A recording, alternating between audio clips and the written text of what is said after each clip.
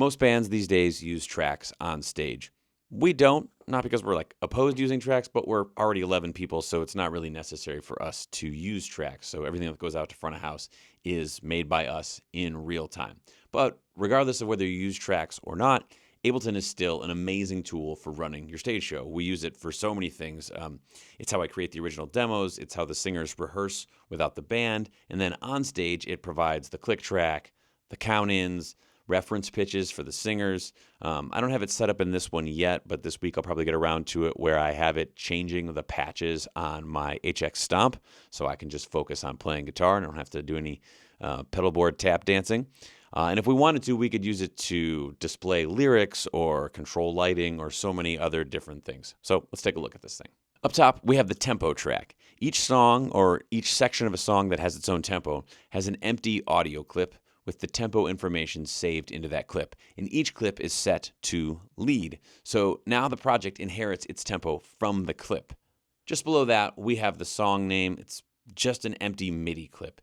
You can see there are also locators up here with the song names, but that's how we tell AbleSet where the songs start. We will look at that in a minute. But I like to have the song name track because it lets us see which song we're looking at even when we're super zoomed in. Below that, we have the measure numbers track. Our whole show is charted, so there are measure numbers on the charts, and to make our lives easier, those measure numbers are mirrored here in ABLETON. Again, they're just empty MIDI clips that have been labeled. The first time I did this, it was really tedious because I had to manually create and label each clip. And some of these medleys or these up-tempo tunes might have like 200 bars. So I had to manually label 200 separate MIDI clips. So I have my measure numbers track saved as its own set and it's tagged as a favorite. So I can open my favorites folder. I can grab that bar numbers, measure numbers set, and I can drag it right here into the current set I'm working on, and then I just have to make a couple of adjustments. I have to adjust the length because probably 200 bars is too many, but then if there are any 2/4 bars or if there's some other mixed meter, I'd have to adjust those things. But then we're good to go. Because this was so laborious, I will link this down in the description so you can use it in your own. Below that is the section name track. Again, they're empty MIDI clips and they're labeled. These are also color-coded, so intros are always green, verses are orange, pre-choruses are yellow, choruses are blue, bridges are purple, etc., etc. The section name track also controls some other things in AbleSet, which we'll look at in a minute. Next is the demo audio. I'm going to skip over how we got to this demo audio, but I'm happy to make another video showing how the sausage is made in terms of creating these basic demo tracks. If that's something you want, just leave a comment. Otherwise, here's the demo track. It lives in this track, and when the singers do sectional rehearsals or they're working on their choreo, this is what they listen to. There's also a subgroup right here that has the vocal demos, so they can check on themselves. I have all the mute buttons for these demo tracks mapped to the F key. This makes it really easy to cue the singers. Like the band has the charts sitting right there in front of them, so I could say to them, I'm going to count you into measure 48, but that won't mean anything to the singers. So instead what I'll do is I'll go towards the end of a section, like we're going to work on the following section. I'll go to a couple bars before that.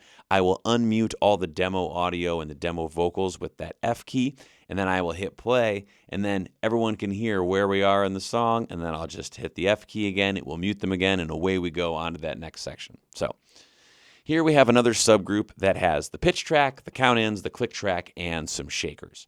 The pitch track is just the most basic piano sample, and it's for songs where the singers come in right up top, and this gives them a reference pitch. I think there's another song where we change keys and it's just drums playing, so while the drums are playing a new drum beat, in their ears there's a piano chord so they can hear, all right, I'm ready to make my entrance and be in the right key. In the past, we would do this with a piano player to give them a pitch, and we'd have to mark up the track like, oh, play an E so that they know, what notes to sing, but this just seems more elegant to me. There's a count-in track here. This is actually the voice of St. Vincent's MD. It's Daniel Manceris, and it's him counting 1 through 6. Most of our songs have a 2-bar count-in, so we'll hear in the ears 1, 2, 1, 2, 3, 4. And it's such an expected piece to hear a band counting in. So what I'll do is once I hear that 1, 2 out loud, I'll be like 1, 2, 3, 4. And then it just seems, I don't know, again, a little bit more elegant, a little bit more normal, a little more expected. For the click, I actually have 2 different clicks. I wasn't sure which one the band would prefer. There's a blip and a wood block. And these are just the default Ableton click options. And I went digging around in the application files and found the samples that are used by Ableton, and I just added them to a drum rack. Shaker is just a secondary click track. Our show opens with the 4 singers doing a doo-wop a cappella number, and to help them stay in time, I just have this shaker audio, and it changes feel right here, and my other shaker is MIDI. If I was trying to conserve tracks, I would collapse that MIDI track and make it an audio track and just move it over. I would probably combine the click and the count in, and maybe I'd forego the song name, and that would get me a few more tracks here. I want to say this one is at 18 tracks. I think I can also put the AbleSet plugin, which we'll look at in a minute. I think I can put that on any of these tracks, and that would put me under the 16 that is limited by like the $100 version. This is the full priced version that has all kinds of stuff I don't use except for a lot of track count. All right, let's take a look at AbleSet. I've got this little AbleSet controller device on a track. Again, it doesn't really matter which track it's on. It's just the way that it's able to communicate with itself. And then up here in the menu bar, you can see AbleSet is running on my Mac. With this running, we can view and control our Ableton set from any web browser using AbleSet.